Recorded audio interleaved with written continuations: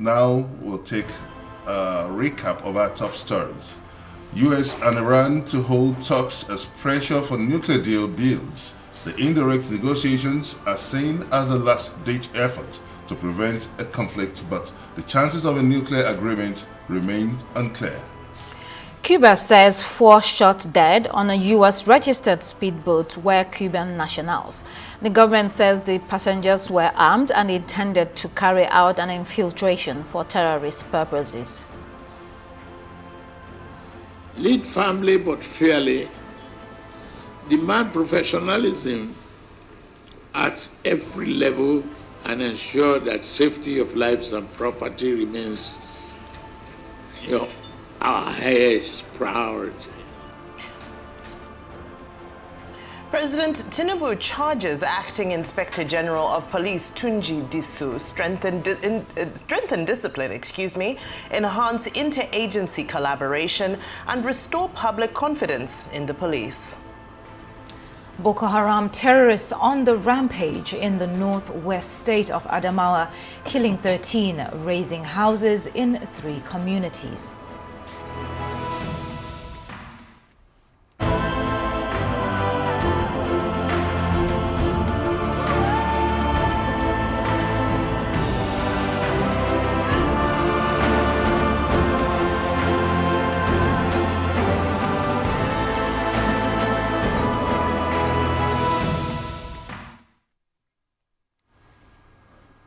Now time for a review of what's making the headlines in the papers this morning, and we have Dr. Constance Ikoku to spearhead this. He's Africa's O1.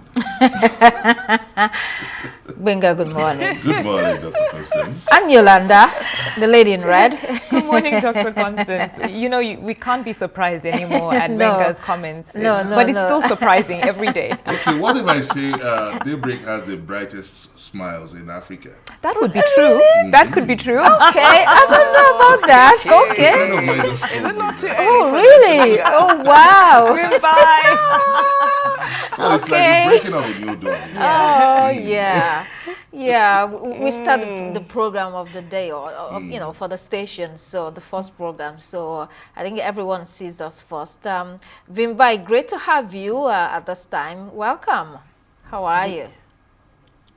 Yes, good morning. It's great to join you. You know, I wish I could have been here from the top of the hour, from the top of the show, rather. But, you know, c'est la vie. This is how production happens sometime.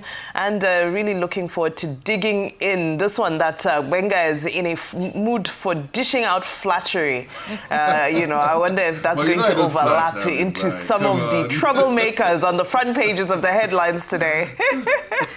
He does that all the time. He does Wow, that. this seems to be a female conspiracy. Well, like I said before, blessed art thou in the midst of females. Always a delight, actually, I must confess. Great, great. Good to see everyone this morning. Well, if you're just joining us this morning, hello there and welcome to the program. We'll be looking at the stories that are shaping the agenda for you in the paper review. Let's kick off with this day newspaper. In this day, it covers the lingering state police debate, with the president urging the Senate to tinker with the 1999 Constitution to accommodate state police. On the window, organized private sector analysts hail cautious MPR reduction, urge federal government to de-risk business climate.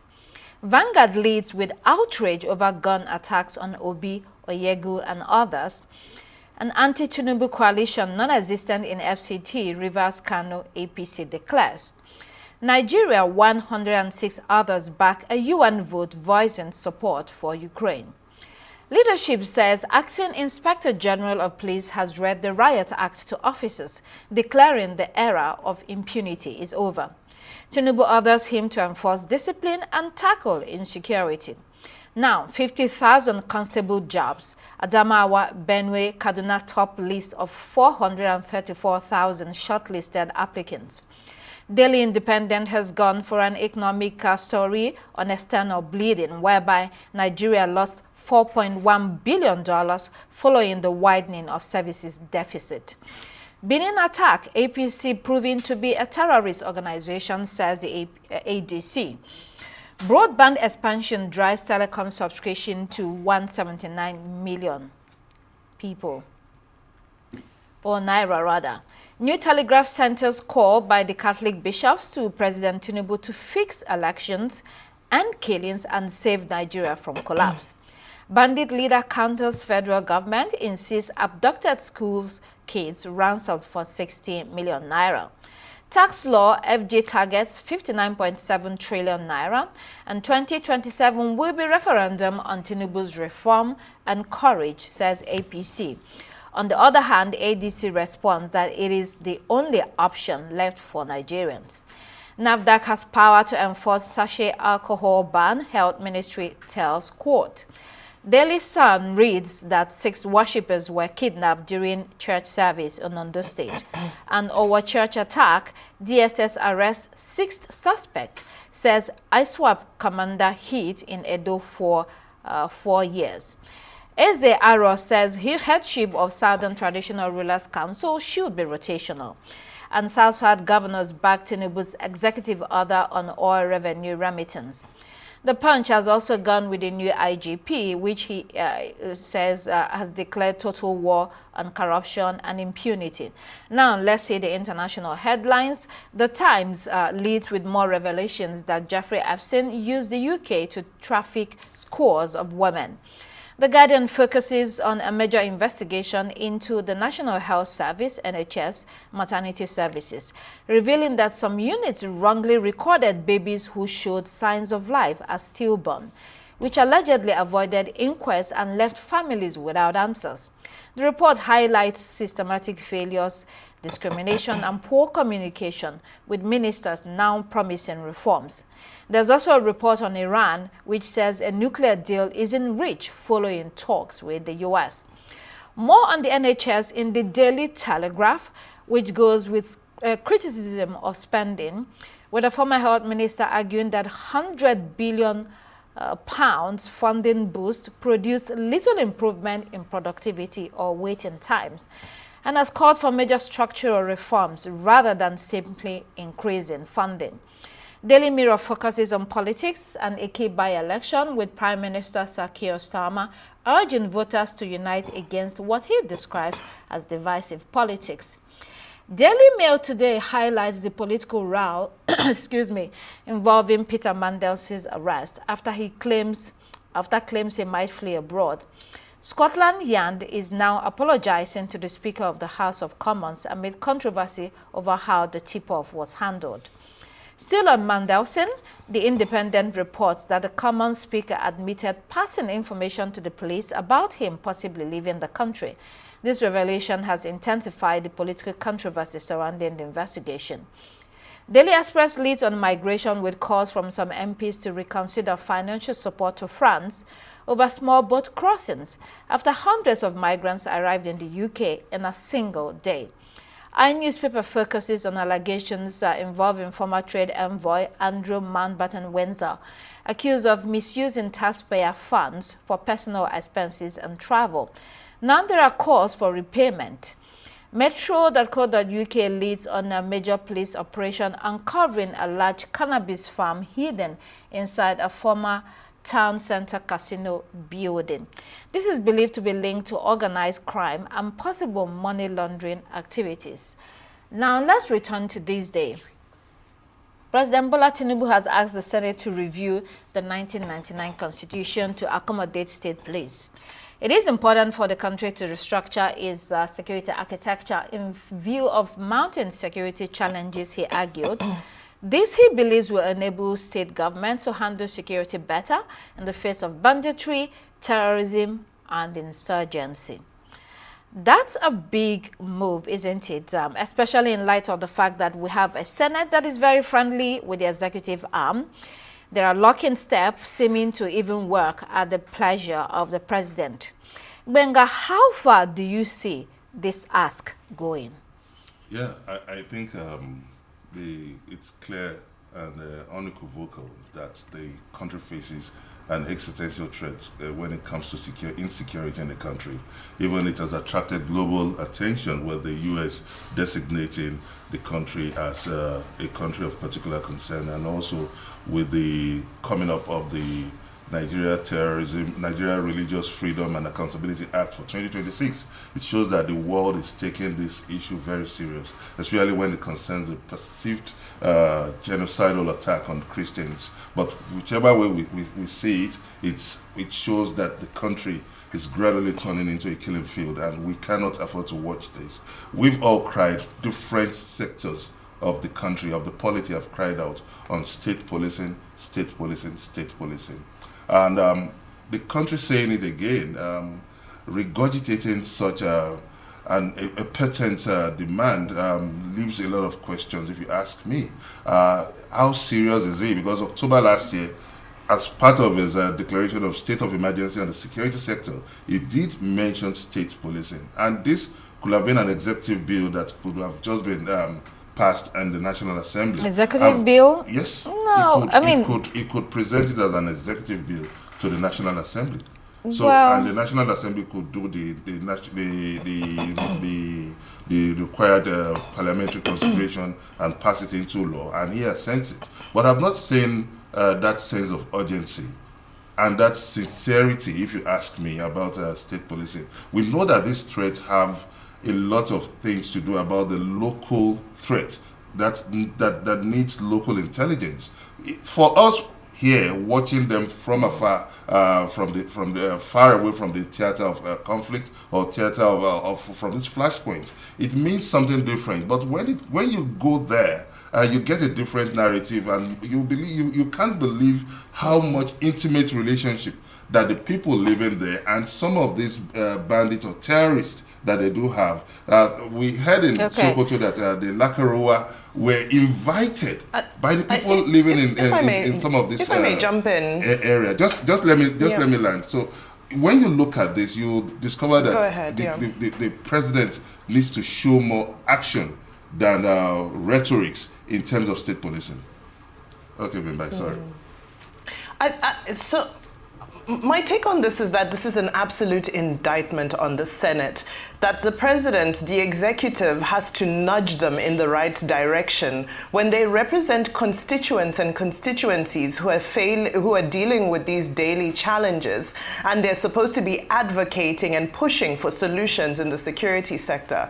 Now, when you compare the Senate and the House of Reps, the House of Reps passed this bill for second reading in 2024 already. And we see that this, in the 10th Assembly, the House of Reps has actually been quite progressive. Even if you look at the Electoral Act, before the shenanigans we saw with tinkering with it and, changing it and editing it and so forth, the House of Reps had already passed it in December of last year.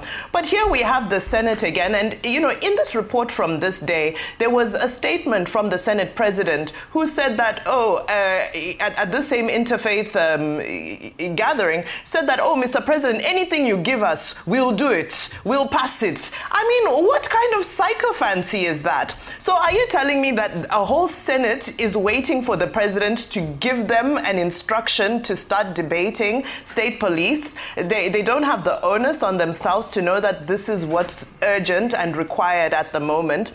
Then secondly, to just round off my thoughts, I also think there's an element of speaking from both sides of our mouth, because we saw the installation of the acting IGP yesterday, Tunji Disu, and we know that as much as the Constitution says that there's no forced resignation of those who may be his superiors, the protocol is that a senior cannot support his junior, whether it be in the police force or in the army. So we're now retiring some of our senior policemen because of a preference of a candidate for the role of IGP, at a time when we need our most senior, our most experienced hands on deck. So I think that this is turning into somewhat pre-campaign bravado. I think if the political will existed, it would have been done a long time ago. And I think we're now entering the realm of 2027 pre-election talking points that get people excited. All right. You wanted Because to say something, that quickly. policy comes with the principle of necessity, because when you see a crop of Deputy Inspector General of Police, possibly they are serving what is But called we're going to discuss that later. tenure. Can we rest Yeah, that? so We're going to I just discuss wanted to that. clear that there's what is called concurrent tenure. So it comes with the principle of necessity in the force, and also it happens in the public service. We're going to discuss that on another story, so let's rest that for now. Okay. But, regarding what we're talking about initially, we know that there has been an extensive discussion, a debate among state governors concerning the state police. Yes. And they really showed willingness to move forward with that aspect of law in this country. So there wasn't any doubt whether people were still interested in that. There were doubts maybe in 1999 for about 8 years and much more than that. But with the overwhelming security problems that we have today, everyone says there has to be something different to be done. Now, the thing is, we now have to wait for the National Assembly. As I said earlier, they seem to work at the pleasure of the president. So it's now in their court to move ahead quickly with this. Let's stay with this day on an economic story. Analysts have praised the cautious monetary policy reduction by the central bank governor, analysts and the private sector. They are also seeking an improved credit flow to the real sector amid restrictive interest rate environment. Vimbai, while the private sector is welcoming this cautious reduction, is this modest move by the central bank enough to truly stimulate the investment and environment and ease borrowing costs, or does the economy in Nigeria need a much bolder policy shift? How are you reading this story?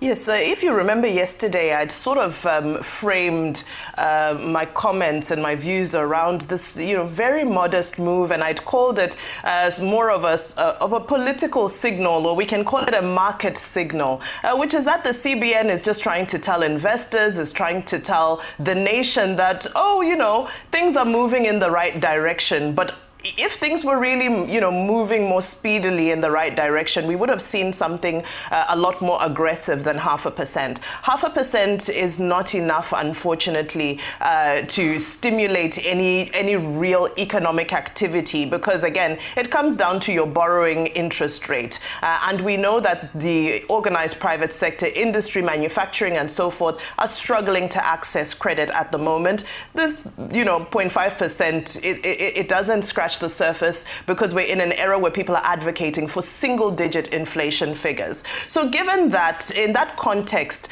it doesn't do much. However, I think it's also important for us to bring in the context that this is an election year, or rather a pre-election year. And one of the biggest stimuli of inflation this year is going to be spending. The election spending and the spending around campaigns and so forth is going to fuel inflation quite drastically. So it's important for the CBN to be in this. I always, as somebody who loves economics, I always really empathize with the CBN, because they're straddling politics and economic policy. So they've tried to strike a balance between saying, well, we're endorsing the president's position that things are stable, but they're also doing the economically correct thing and saying things are not actually really stable, and we have to maintain the status quo as much as possible, or else everything will collapse. Because like I said yesterday, a lot of the indices that we're using to currently celebrate this economy are stage managed, if I may say that at best.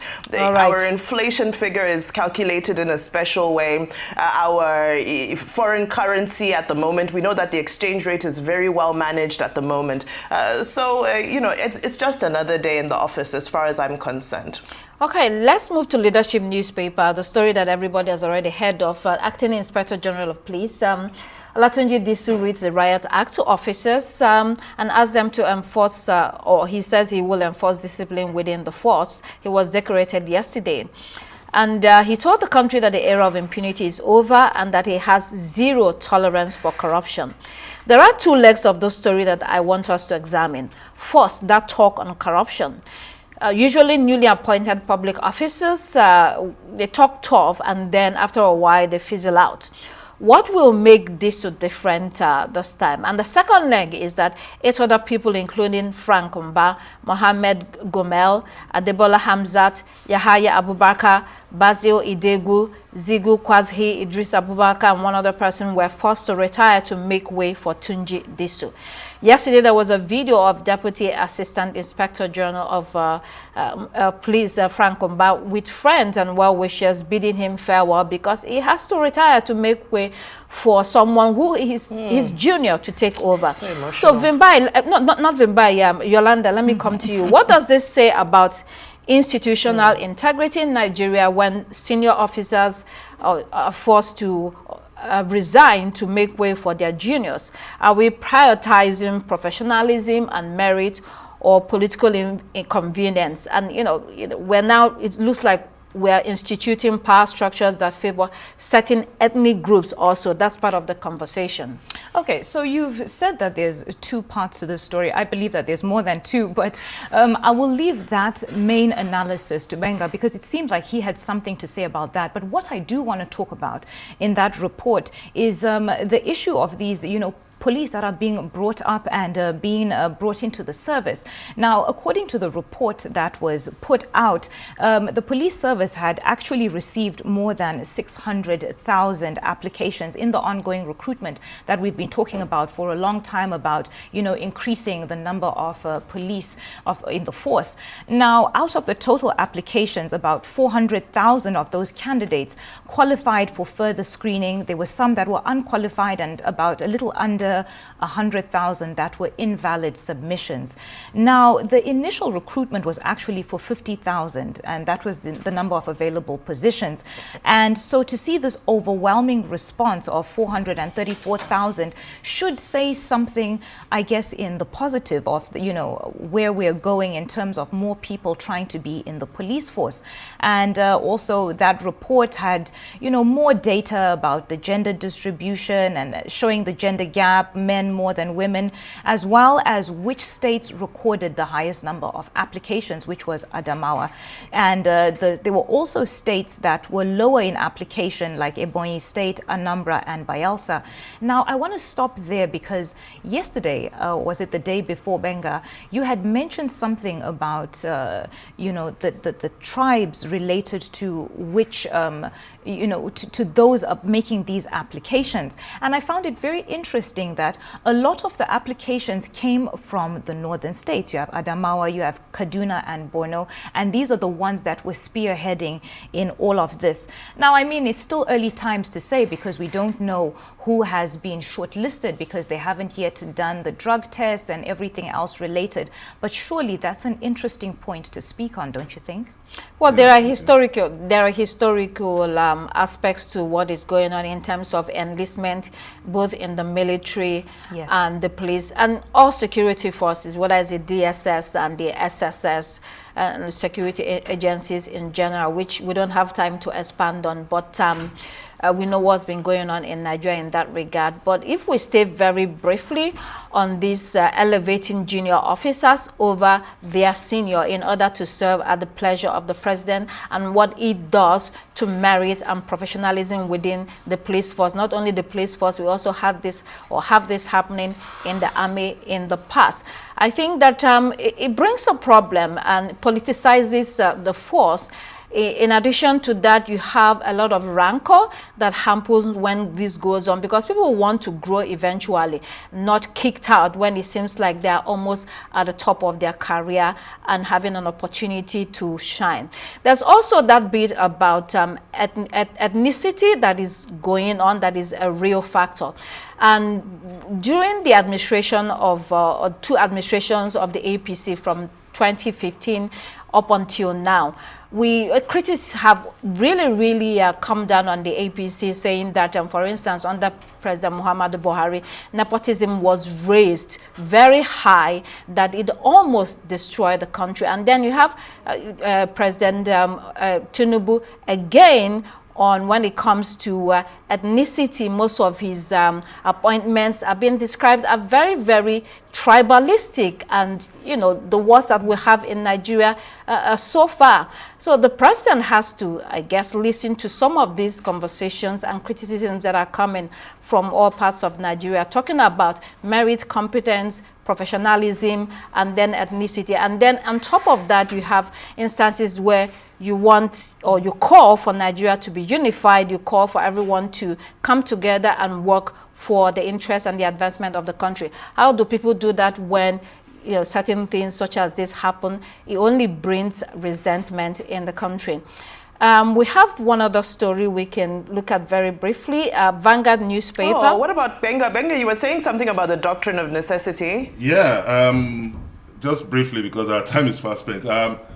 In the public service, there is what is called force majeure, and there is what is called a collateral damage along the line, because these are unintended consequences. But we look at the exigent demands of, okay, recruiting 50,000 policemen, but we've forgotten that they're going to pass through a pyramid. And at the end of the day, one person. So at some point, they go, the career progression in the public service goes as concurrently. So at the end of the day, when it gets to that tight pyramid, they are all tied to what is called concurrent tenure. And out of those DIGs, for instance, in Nigeria, we have about 8 positions for DIG. Out of those 8, who might have been recruited almost the same day, they are grown together in through rank and file to that point of Deputy Inspector General of Police. Only one will be taken, or they can. But when they get to that point of concurrent tenure, many of them are likely to have reached that proximity to retirement. So the president, who has the sole right to appoint the IGP, goes further to create stability. So those DIGs that appear to have been kicked out now, they are just collateral damage. They are Really? unintended. Yes. Oh, okay. Because So that will question. create stability. Question. So that you won't be having one DIG retiring now. Then the next month we have another one. Then we have 3. So they just have to shove them out. Question: What does that have to do with elevating a junior over a senior? Yes, that's the point, because their terms of their tenure expiration is almost at a close proximity. So there will be so much instability if they retain the seniors who are almost at a concurrent tenure. Okay, I think we have to let this go. I spent 9 years in the public service, so I'm taking pains to explain the policy of public service principle. Okay, we'll have to. I mean, we couldn't get to 2 other stories. We're going to take Vanguard: outrage over gun attacks on Obi Oyegu. Maybe we'll still take that concerning this failed assassination attempt. There was also a story on bandit leaders countering federal government on payment of ransom. We have just a minute. Yolanda, if you want to take us very quickly. Ghana asks Ukraine to release 2 Ghanaian prisoners of war. Oh, yes. So this is a story that we've been visiting back and forth over the past few weeks. The last time we spoke about Nigerian soldiers in this Ukraine-Russia war. So now Ghana is asking for its citizens back. Now, just to give a very brief recap, I think a lot of these African soldiers who were actually victims were misled on the dark web, being told that they're getting jobs and that they're getting a good salary, yet they were being lined up for the military. Many of them were not, really prepared for that, had no training, and as well, not to speak of the harsh weather conditions of that region. So all in all, in a nutshell, Ghana is asking back for its people, and over 1,700 Africans are supposedly fighting in this Russia-Ukraine war, which is very, very saddening. Yeah, they said over 1,700, and across 36 states, Yes, 36 countries from Africa, and 11 11 South Africans have been returned. They were fighting there. Anyway, those were your headlines for today.